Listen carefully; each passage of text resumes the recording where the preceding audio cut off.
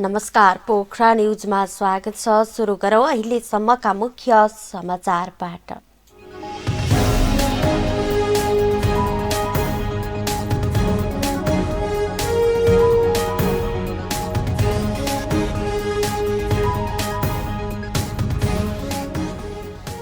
Nepal communist party Prachanda Madhav पक्षको स्थायी समितिको बैठक काठमाडौँमा सुरु। आन्दोलनलाई थप सशक्त बनाउन जनपरिचालन गर्ने निर्णय।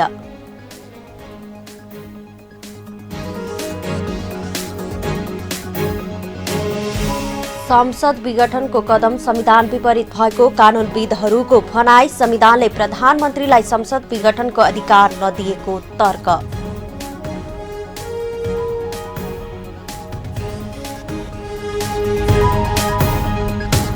देशभर पछिल्लो 24 घण्टामा 403 जनामा कोरोना संक्रमण पुष्टि। थप 6 जनाको मृत्यु, 405 जना संक्रमण मुक्त।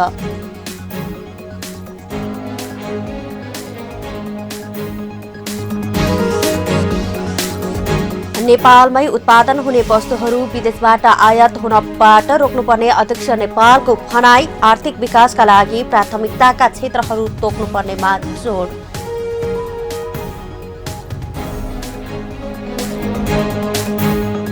र आजदेखि प्रधानमन्त्री कप अन्तर्गत 1 दिवसीय पुरुष क्रिकेट प्रतियोगिता सुरु। प्रतियोगितामा 7 प्रदेश सहित 3 विभागीय टोली सहभागी हुने।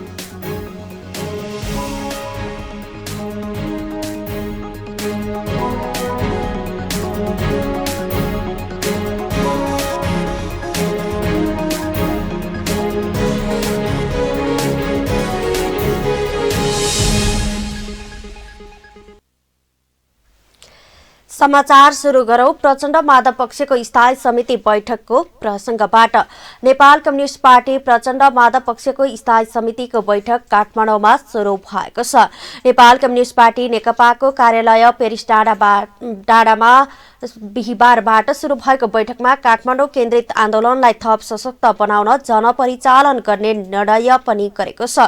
बैठकमा आगामी आन्दोलन कसरी अघि बढाउने, संगठन व्यवस्थापन, कार्यकर्ता भेला, निर्वाचन आयोग र सर्वोच्च अदालतमा भइरहेको कामको बारेमा छलफल गर्ने एजेन्डा रहेको बैठकपछि अध्यक्ष माधव नेपालले जानकारी दिनुभयो। संवाददाताहरूसँग कुराकानी गर्दै अध्यक्ष नेपालले ओली पक्षले निर्वाचन आयोगलाई आफ्नो दाबी सहित पत्र बुझाउनुको कुनै अर्थ नरहेको प्रतिक्रिया पनि दिनुभएको छ।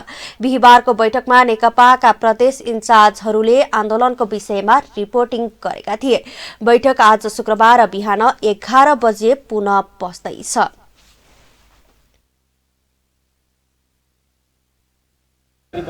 त्यसै बारेमा हामी छलफल चलाइरहेका छौँ, विषय राखेका छौँ। संगठनको व्यवस्थापनको पक्ष र त्यसपछि आन्दोलनलाई सशक्त प्रभावकारी बनाउने पक्ष, देशभरिको रिपोर्टिङहरू लिने, आन्दोलनको बारेमा, कार्यकर्ता भेलाको बारेमा, जनपरिचालनको बारेमा, त्यसै गरी अब निर्वाचन आयोगको बारेमा, अदालती कारवाही प्रक्रिया कसरी भइरहेछ त्यसको सबै बारेमा हामीले चाहिँ रिपोर्टिङहरू गरिरहेका छौँ।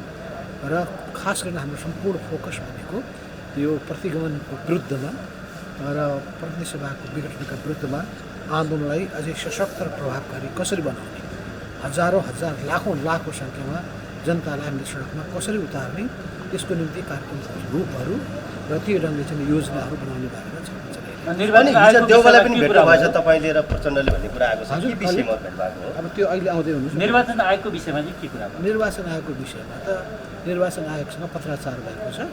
पत्रहरूमा चाहिँ मागिएको पत्रको हामी जवाब दिएका छौँ। त्यो सानो अर्को गुटले पनि त्यो दावा के गरेको छ। त्यो गुटको दावाको त केही अर्थै भएन, किनभने अब त्यो पार्टी नै होइन, हाम्रो केपी कर्माको गुट हो। त्यो गुटले चाहिँ दावा गर्नेको कुनै आधार रहेको छैन। त्यो हामी बारेमा बुझिरहेका छौँ। जस्तो प्रधानमन्त्रीज्यूले तल्लो स्तरबाट गाली गलौज गरिरहनु भएको छ, त्यो विषयमा केही कुराकानी भयो कि भएन? उहाँले चाहिँ जो प्रधानमन्त्री भएर पनि तपाईँहरूलाई उहाँको त अब उहाँको चरित्रवान देखाइदिनु भएको छ। संस्कृति पर्यटन तथा नागरिक उड्डयन मन्त्री भानुभक्त ढकालले निर्माणाधीन पोखरा अन्तर्राष्ट्रिय विमानस्थल भौतिक प्रगतिको हिसाबले गौतम बुद्ध अन्तर्राष्ट्रिय विमानस्थल भन्दा पोखरा विमानस्थल उत्कृष्ट रहेको बताउनु भएको छ। निर्माणाधीन पोखरा अन्तर्राष्ट्रिय विमानस्थलको स्थलगत अवलोकन भ्रमणमा पोखरा पुग्नुभएका मन्त्री ढकालले पोखरा विमानस्थलको निर्माण प्रगतिले खुसी पनि भएको बताउनुभयो। भैरवामा निर्माण हुन लागेको विमानस्थलको स्थलगत अवलोकन पछि पोखरा आइपुग्नु भएको मन्त्रीले बनावट र निर्माण प्रगति पोखरामा राम्रो भएको बताउनुभयो। निर्माणाधीन पोखरा अन्तर्राष्ट्रिय विमानस्थलको स्थलगत अवलोकनपछि निर्माणको क्रममा आउने नीतिगत समस्या र समन्वयका लागि सरकार सधैँ तयार रहेको भन्दै मन्त्री ढकालले समयमै निर्माण सम्पन्न भई सञ्चालनमा ल्याउन सरकारले तयारी थालेको बताउनुभयो। सरकारको ध्यान नपुगेका कारण विलम्ब भएका काम र समस्यालाई समयमा हटाउन आफूले पहल गर्ने पनि उहाँले बताउनुभयो। पोखरा अन्तर्राष्ट्रिय विमानस्थलको अहिलेसम्म 70% भौतिक संरचना निर्माणको काम सम्पन्न भइसकेको छ। राज्यको तर्फबाट यथाशीघ्र समस्याहरू हटाउने कुरामा पहल कदमी गरिनेछ। अन्य यो पक्षसँग जोडिएका कतिपय पक्षहरू छन्, ती समयक्रममा हामीले हाम्रो पहल कदमी हाम्रो प्रयास गरेर सम्बन्धित पक्षहरूको ध्यानाकर्षण गराएर यसलाई हामी सम्भव भएसम्म निर्धारित समयभित्र नै प्रयोगमा ल्याउने गरी अधिकतम रूपमा हामी गरिरहेकै छौँ, लागिरहेकै छ। यो कम्प्लिट हुँदाखेरि यहाँ हामीले निर्माण गरेर यसलाई कम्प्लिट गर्दा उडान गराउने खालको कुरामा समस्या रहित ढङ्गले उड्ने व्यवस्थाका साथ हामी लागेका छौँ। अहिलेसम्म जे भएको छ हदम्यादभित्र छौँ, अधिकतम प्रयत्नमा छौँ र यो प्रयत्नले हामी निर्धारित समयभित्र लक्ष्य भेदन गर्ने गरी जाने कुरामा हामी अहिले पनि प्रतिबद्ध छौँ। प्रधानमन्त्री केपी शर्मा ओलीको प्रतिनिधि सभा विघटनको कदम संविधान विपरीत भएको कानूनविदहरूले बताएका छन्। बिहिबार काठमाडौँमा आयोजित एक कार्यक्रममा बोल्दै कानूनविदहरूले प्रधानमन्त्री केपी शर्मा ओलीलाई संविधानले संसद विघटनको अधिकार नदिएको बताएका हुन्। सर्वोच्च अदालतको पूर्व न्यायाधीश गिरीश चन्द्र लालले प्रधानमन्त्रीलाई संसद विघटनको विषय राजनीतिक भएको भने पनि यो विषय संवैधानिक विषय नै भएको बताउनुभयो। संविधानको धारा उल्लेख गरेर संविधान विघटन गर्ने अनि सार्वजनिक रूपमा बोल्दा राजनीतिक विषय भन्ने कुरा नसुहाउने पूर्व न्यायाधीश लालले बताउनुभयो। संविधानको धारा 76 को उपधारा 7 स्वतन्त्र रूपले प्रयोग गर्न सक्ने धारा नभएको उहाँले बताउनु भएको छ। धारा 76 को उपधारा 1 र 2 बमोजिम बनेको प्रधानमन्त्रीले उपधारा 7 बमोजिम संसद विघटन गर्न नसक्ने भएकोले प्रधानमन्त्री ओलीको कदम असंवैधानिक भएको उहाँको भनाइ छ। धारा 76(7) को प्रयोग भएको छ र धारा 85(1) को प्रयोग भएको छ भने त्यो सिफारिस पत्र स्वयंले के बोलिरहेको छ भने यो संवैधानिक प्रश्न पनि र त्यसले चाहिँ यो पनि के बोलिरहेको छ भने यो मूल कानुनको विषय हो। मूल कानुनमा जुन व्यवस्था गरिएको छ त्यसको विषय भएको कारणले सिफारिस गर्दाखेरि धारा 76(7) लेख्ने 85(1) पनि लेख्ने अनि यो कानुनी प्रश्न होइन, यो राजनीतिक उहाँले संवैधानिक प्रश्न मानेरै प्रयोग गर्नुभएको छ भनेर म मान्छु। उहाँको कुरालाई म झुटो चाहिँ भन्न सक्दिनँ कि धारा 76(7) जुन छ त्यो स्वतन्त्र रूपले प्रयोग गर्न सक्ने धारा होइन। त्यो संविधानविद डाक्टर चन्द्रकान्त गेवालीले संसदले सरकारको नीति कार्यक्रम बजेट सबै पास गरिदिएको साथै नेपालको नक्साको विषयमा संविधान संशोधन समेत गरिदिएको अवस्थामा प्रधानमन्त्री ओलीको संसदसँग विश्वास कायम रहेको बताउनुभयो। यसर्थ संसद विघटन प्रधानमन्त्रीको अधिकार नभएको उहाँको भनाइ छ। संसद पुनर्स्थापनाका आधारहरू स्पष्ट रहेको उहाँले बताउनुभयो। या अर्को मेम्बरले चाहिँ गराउन सकेन, विश्वास मत लिन सकेन भने उसले गर्ने भनेछ त्यो प्राइम मिनिस्टरलाई, अर्कोले पनि गर्ने। यसरी कन्डिसनल यो अनलिमिटेड राइट विघटन गर्ने राइट अहिले संविधानले दिए। संविधान सभा सदस्य खिमलाल देवकोटाले नेपालको संविधानमा बलियो प्रधानमन्त्रीले नभई कमजोर प्रधानमन्त्रीले संसद विघटन गर्न सक्ने व्यवस्था रहेको बताउँदै प्रधानमन्त्री ओलीलाई संसद विघटनको कुनै अधिकार नभएको बताउनुभयो। संसद विघटनको पक्षमा केवल प्रधानमन्त्री एक्लै रहनु भएको उहाँको भनाइ छ।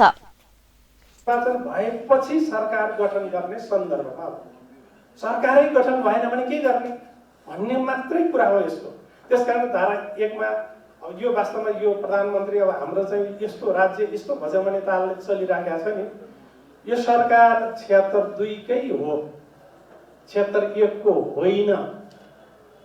फागुन 3 गते यो सरकार गठन भएको छ, जेठ 3 गते बल्ल पार्टी एकता भएको छ। 76-2 को प्रधानमन्त्री भनेर राष्ट्रपतिजीले 76-2 को प्रधानमन्त्री भनेर पहिले भन्नुभएको छ। पार्टी एकीकरण भइसकेपछि उहाँले राजीनामा दिनुभएको पनि होइन, राष्ट्रपतिले तपाईँ 76-1 को हुनुभयो भने बढुवा गर्नुभएको पनि होइन। पौष 5 गते प्रधानमन्त्री केपी शर्मा ओलीको सिफारिसमा राष्ट्रपति विद्यादेवी भण्डारीले प्रतिनिधि सभाको विघटन गरेसँगै नेपालको राजनैतिक दल, नागरिक समाज, बुद्धिजीवीहरूको विरोधको कार्यक्रम गर्दै आएका छन्। आफ्ना पश्चिम इन्चार्ज धर्मेन्द्र बास्तोला पक्राउ परेको विरोधमा विप्लव नेतृत्वको नेपाल कम्युनिस्ट पार्टीले आन्दोलनको घोषणा गरेको छ। नेपाल कम्युनिस्ट पार्टीका महासचिव नेत्र विक्रम चन्द विप्लवद्वारा हस्ताक्षरित विज्ञप्तिमा माघ 3 गते देशव्यापी विरोध जुलुस, 5 गते विरोध सभा, 7 गते विरोध प्रदर्शन, 9 गते मसाल जुलुस र 10 गते नेपाल बन्दको घोषणा गरेको छ। बिहिबार ललितपुर र मकवानपुरको सीमा क्षेत्रबाट बास्तोला सहित विवेक कुमार र रोजन रखलालाई पक्राउ गरेको भन्दै विप्लव समूहले तत्काल रिहा गर्न समेत माग गरेको छ।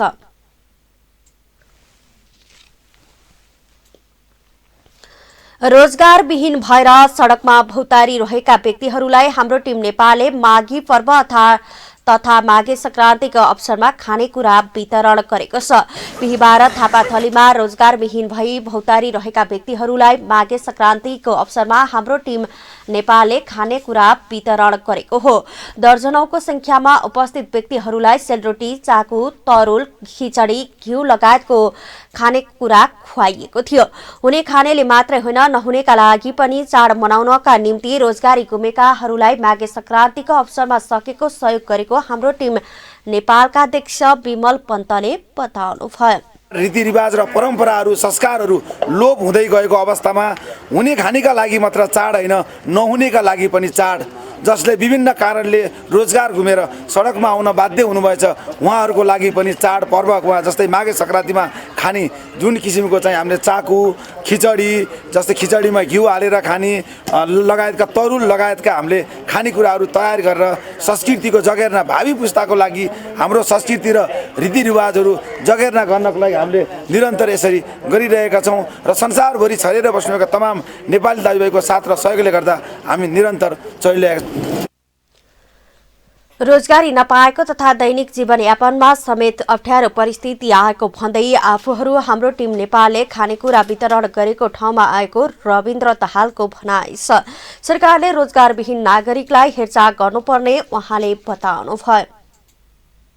पाक्दैन होइन, अब यहाँ आएर खाएर चाहिँ खुवाएर हाम्रो टिम नेपालले धेरै राम्रो गर्नुभएको छ। खोइ सरकारले हेर्छ भने खोइ त सरकारले अनुहार मात्र हेर्ने कि खानालाई पनि दिने हो। हाम्रो टिम नेपालले बेला बेलामा रोजगारविहीन व्यक्तिहरूलाई यसरी खानेकुरा वितरण गर्दै आएको छ।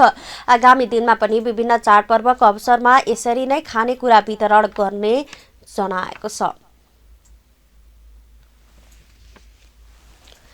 नेपालमा बिहिबार थप 403 जनामा कोरोना संक्रमण पुष्टि भएको छ। स्वास्थ्य तथा जनसङ्ख्या मन्त्रालयका अनुसार पछिल्लो 24 घण्टामा थप 5032 जनाको पीसीआर गरिएकोमा 242 जना पुरुष र 169 जना महिला गरी जम्मा 403 जनामा नतिजा पोजिटिभ देखिएको हो। यो सँगै नेपालमा कोरोना संक्रमितको संख्या 2,66,546 पुगेको छ।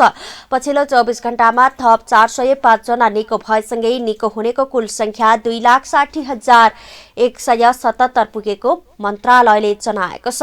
नेपालमा कोरोनाबाट 6 जनाको मृत्यु भएको छ। यो सँगै नेपालमा कोरोनाका कारण ज्यान गुमाउनेको संख्या 1943 पुगेको हो। मन्त्रालयका अनुसार नेपालमा हाल क्वारेन्टिनमा 231 जना रहेका छन् भने 4426 जना आइसोलेसनमा रहेका छन्।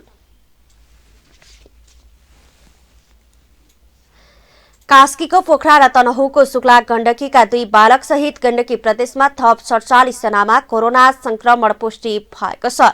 गण्डकी प्रदेश स्वास्थ्य निर्देशनालयका अनुसार बिहिबार विभिन्न जिल्लामा थप संक्रमित पहिचान भएका हुन्। पोखरा महानगरपालिकाको वडा नम्बर 2 को 1 जना महिला र 1 जना पुरुष, वडा नम्बर 4 का 1 जना बालक, 3 जना महिला र 4 जना पुरुष, वडा नम्बर 6 का 2 जना महिला, वडा नम्बर 8 का 1 महिला र 1 जना पुरुष, वडा नम्बर 10 का 2 जना महिला, वडा नम्बर 11 का 1 जना पुरुष, वडा नम्बर 12 का 2 जना पुरुष, वडा नम्बर 15 का 1 जना पुरुषमा संक्रमण देखिएको हो। त्यसैगरी महानगरको वडा नम्बर 17 का 2 जना पुरुष, वडा नम्बर 26 का 1 जना महिला, वडा नम्बर 27 का 1 जना महिला र 2 जना पुरुष, वडा नम्बर 29 का 1 जना पुरुष, वडा नम्बर 31 का 1 जना महिलामा संक्रमण पुष्टि भएको हो। तनहुँको रिसिङ गाउँपालिका वडा नम्बर 4 का 1 जना, शुक्ला गण्डकी नगरपालिका वडा नम्बर 5 का 1 जना महिला र 1 जना पुरुष, पर्वतको पैयौं गाउँपालिका वडा नम्बर 1 का 1 जना पुरुष, वडा नम्बर 3 को 1 जना पुरुष, लमजुङको दोर्दी गाउँपालिका वडा नम्बर 2 का 1 जना महिला र 2 जना पुरुष, बेसी शहर नगरपालिका वडा नम्बर 8 का 1 जना महिला र 1 जना पुरुष, वडा नम्बर 9 का 1 जना महिला, मर्स्याङदी गाउँपालिका वडा नम्बर 3 का 1 जना महिला, वडा नम्बर 7 का 1 जना पुरुष, म्याग्दीको बेनी नगरपालिका वडा नम्बर 3 का 1 जना पुरुष, वडा नम्बर 8 का 1 जना पुरुष, वडा नम्बर 8 का 1 जना पुरुष, बागलुङका बागलुङ नगरपालिका वडा नम्बर 1 का 1 जना पुरुष, वडा नम्बर 2 का 1 जना बालक, वडा नम्बर 12 का 1 जना पुरुषमा संक्रमण देखिएको हो। संक्रमितहरूमध्ये 7 जना पोखरा स्वास्थ्य विज्ञान प्रतिष्ठान पोखराको फिभर क्लिनिकमा गरिएको परीक्षणबाट पहिचान भएको निर्देशनालयको भनाइ छ। 21 जना संक्रमितहरू कन्ट्र्याक्ट ट्रेसिङबाट पहिचान भएको हो। उनीहरूको क्षयरोग उपचार केन्द्र पोखरामा गरिएको परीक्षणबाट पहिचान भएको थियो।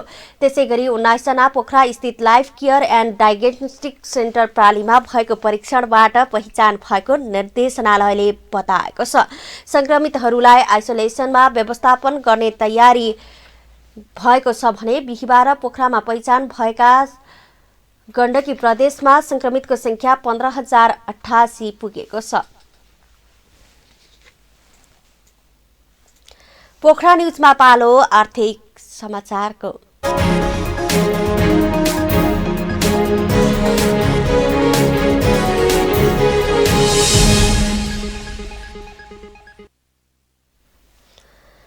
नेपाल कम्युनिस्ट पार्टी नेकपा पुष्पकमल दाहाल माधव कुमार नेपाल पक्षका अध्यक्ष माधव कुमार नेपालले देशको आर्थिक विकासका लागि प्राथमिकताका क्षेत्रहरू तोक्नुपर्ने आवश्यकता रहेको बताउनु भएको छ। बिहिबार काठमाडौँमा आयोजित एक कार्यक्रममा बोल्नुहुँदै अध्यक्ष नेपालले देशको आर्थिक विकासका निम्ति प्राथमिकताको क्षेत्रहरू किटान गरेर अघि बढ्नुपर्ने बताउनु भएको हो। नेपाल कृषि प्रधान देश भएकोले कृषकलाई पहिलो प्राथमिकता दिँदै ऊर्जा र पर्यटन क्षेत्रलाई प्राथमिकतामा राखे देशको आर्थिक विकासमा टेवा पुग्ने उहाँको भनाइ छ। विभिन्न क्षेत्रलाई प्राथमिकीकरण गर्दै अघि बढे पनि आर्थिक विकासको निम्ति मानव संशोधन पनि महत्त्वपूर्ण हुने भन्दै उहाँले शिक्षित र दक्ष नागरिक आवश्यक रहेको बताउनु भयो। पहिलो चरणमा के काम गर्नुपर्छ भने टोको लगाए, पहिलो काम गरेपछि दोस्रो चरणमा गए, अर्थात् तपाईले एउटा स्टेप चढ्दै जानुपर्नेछ। तर हामी कहाँ त्यस्तो देखिँदैन। अहिले मैले यहाँ आएर तपाईँको समूहमा वर्तमान प्रधानमन्त्रीको आलोचना गर्नु त्यति राम्रो पनि हुँदैन न, किन ठाउँमा गर्नुपर्छ तर बेठिक क्षेत्र तरिका। किन भन्दाखेरि सबभन्दा पहिला हामीले प्रायोरिटी तय गर्नु पर्यो। सेक्टर कतिवटा छ त, जस्तो तपाईँ जानुहोस् मालदिप्समा, त्यहाँ बेग्लै क्षेत्र छ, त्यहाँको प्राथमिकताको क्षेत्र के हो, त्यहाँ सेक्टर कतिवटा सेक्टर छ। हाम्रो देशको आफ्नै विशेषता छ। त्यसैले कृषि हाम्रो देशको अर्थतन्त्रको फाउन्डेसन हुनेछ।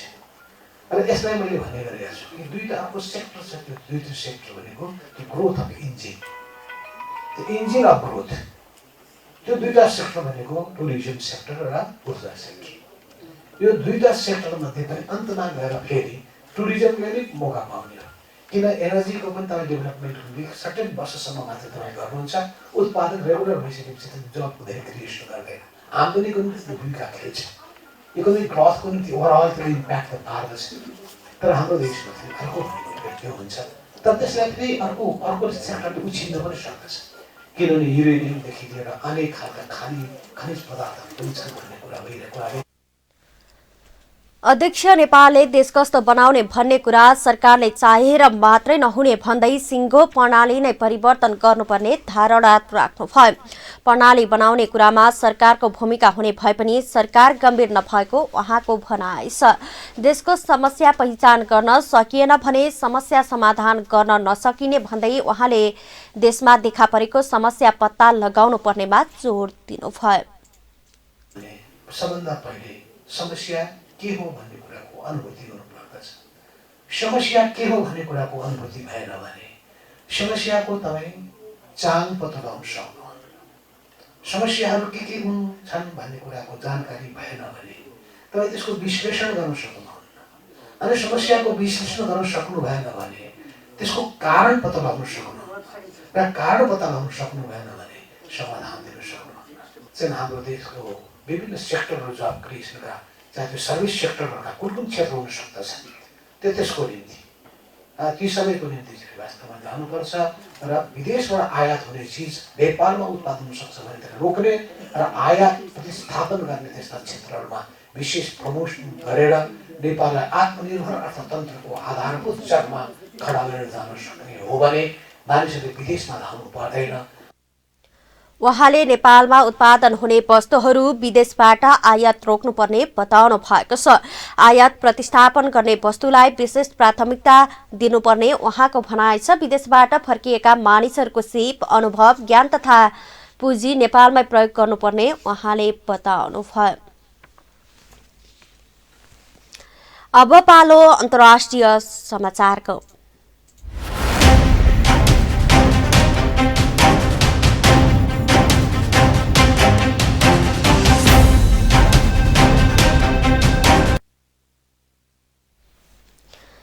चीनको वुहान शहरमा कोरोना महामारीको अनुसन्धान गर्न विश्व स्वास्थ्य संगठन WHO को टोली पुगेको छ।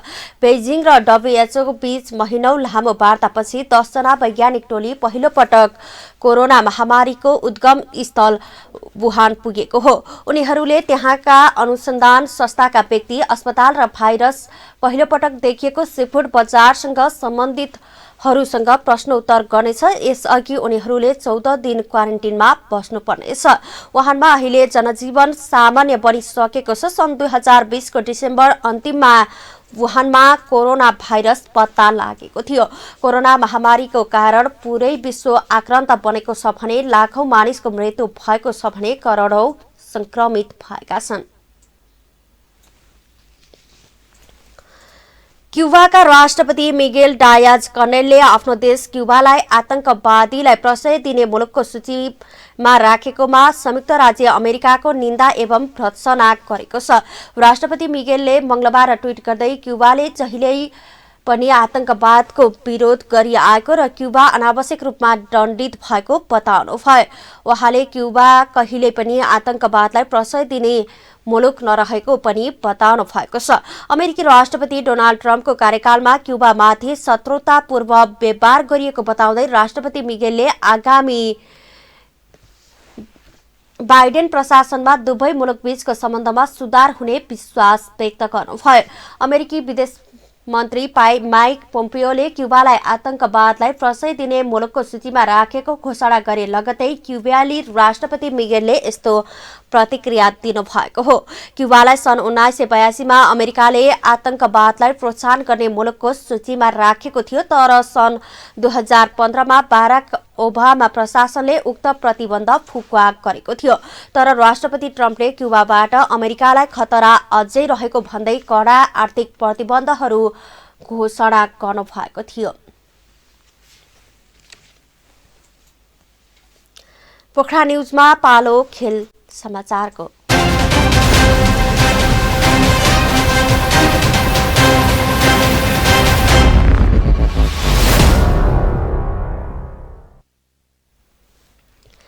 आजदेखि प्रधानमन्त्री कप अन्तर्गत 1 दिवसीय पुरुष क्रिकेट प्रतियोगिता सुरु हुँदैछ।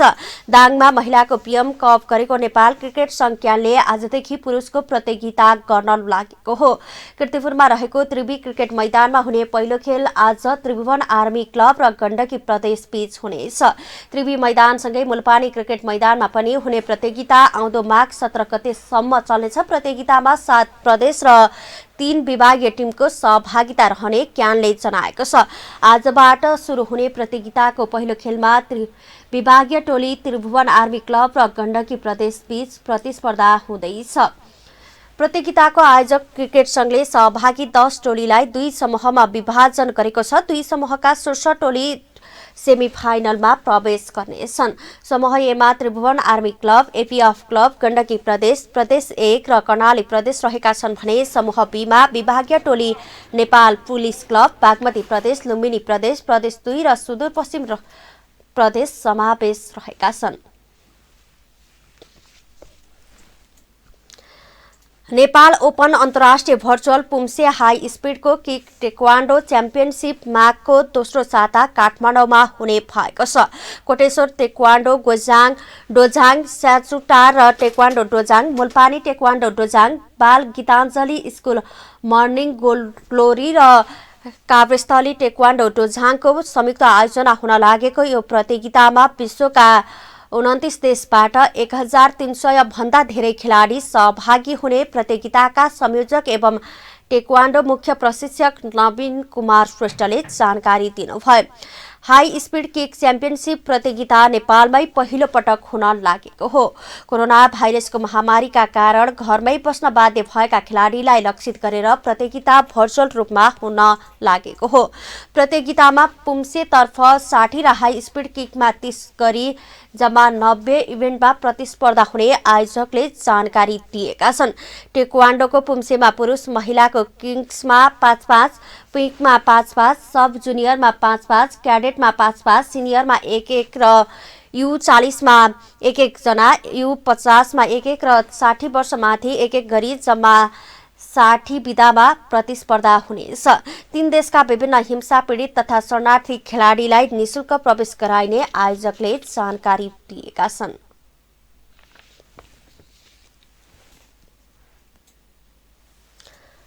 अब पालो मौसम समाचारको।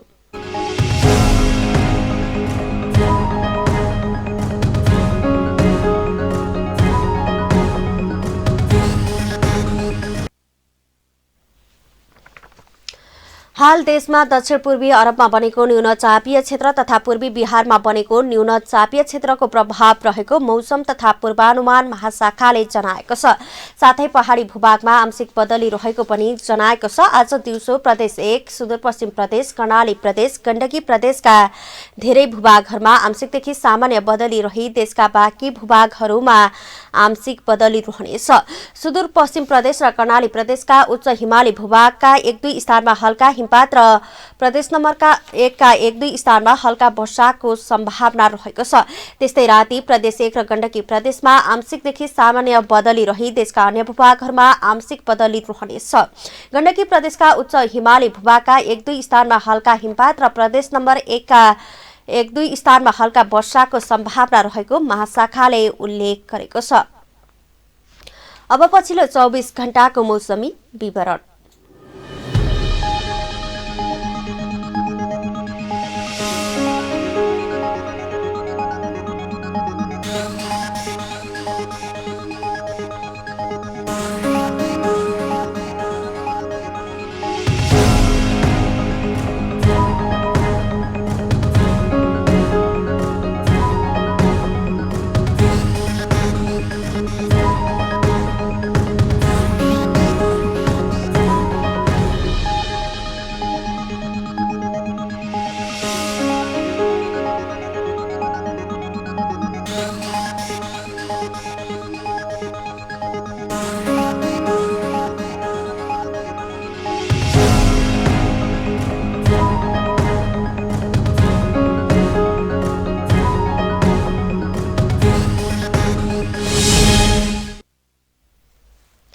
समाचारको अन्त्यमा प्रमुख समाचारका शीर्षकहरू पुनः एकपटक।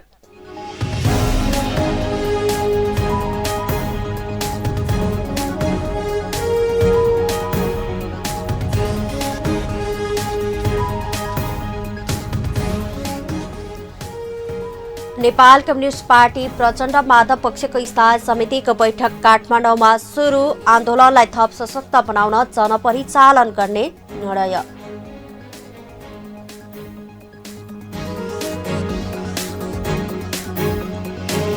संसद विघटनको कदम संविधान विपरीत भएको कानूनविदहरूको भनाई। संविधानले प्रधानमन्त्रीलाई संसद विघटनको अधिकार नदिएको तर्क।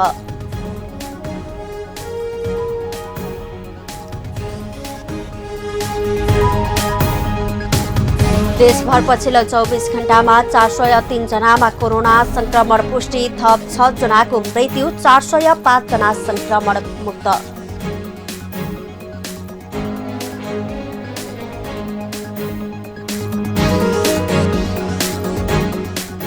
नेपालमै उत्पादन हुने वस्तुहरू विदेशबाट आयात हुनुबाट रोक्नुपर्ने अध्यक्ष नेपालको भनाई। आर्थिक विकासका लागि प्राथमिकताका क्षेत्रहरू तोक्नुपर्नेमा जोड।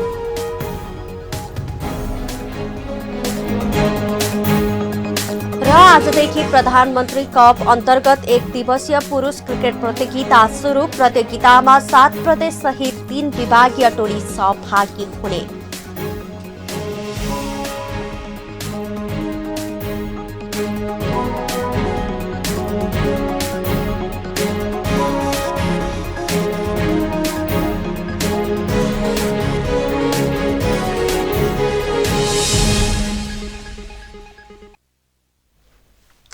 हवस् त अहिलेलाई पोखरा न्युज यति नै। हामीलाई बिदा दिनुहोस्। नमस्कार।